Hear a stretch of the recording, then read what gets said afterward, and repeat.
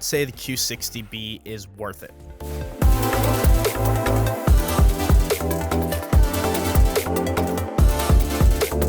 Hey, how's it going, guys? Justin here from Waltz, and today we're taking a look at Samsung's Q60B soundbar. It's a 3.1 channel soundbar, and we do have a lot to unpack, so we're going to break the video into 4 parts: features, audio, my personal thoughts, and of course a sound test. So without further ado, let's jump right into the features.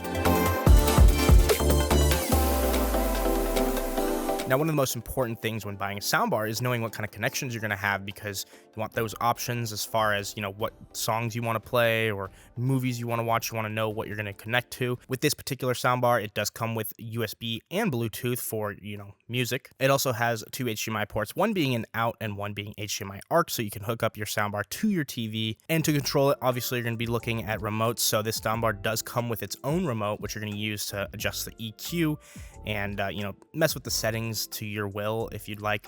But you don't have to use this if you're using eARC. Don't throw it away. It's good to have because you can adjust the individual volumes and all the different sound modes without having to get up and actually go to the soundbar. So definitely useful on the remote side of things, but you shouldn't have to use it every time you turn on your TV. So yeah, basically this is going to work the best with a Samsung TV. Now, when it comes to design, it's very similar to a lot of the other soundbars that we see in Samsung. Very nice, very sleek, not too big, and obviously doesn't stick out like a sore thumb. So if you wanted to mount it on the wall, it wouldn't look bad. Or if you wanted to put it under your TV or put it on the entertainment center, it's not going to look bad in any orientation. And speaking of wall mounting, it does come with a wall mounting kit. So if that was what you were going to do, then you could totally do that. Just remember, if you're going to be wall mounting it, you have to have wires going to it. So, if you don't punch out a hole in the wall and do it the right way, it could look a little sloppy. So, either hire someone professional unless you know how to do it, or don't hang it on the wall. And as far as dimensions go, it's going to be 40.6 inches long, 2.2 inches high, and 4.1 inches in depth. So like I said, not crazy big. Oh, and we can't forget about the subwoofer dimensions, because maybe you have a tight spot that you're trying to fit it into. And for the subwoofer, the dimensions are going to be 7.2 inches wide, 13.5 inches high, and 11.6 inches in depth. And if you want the best bass, you're definitely going to want to put this on the ground somewhere near your soundbar. And since we're talking about audio, let's move on to our next part.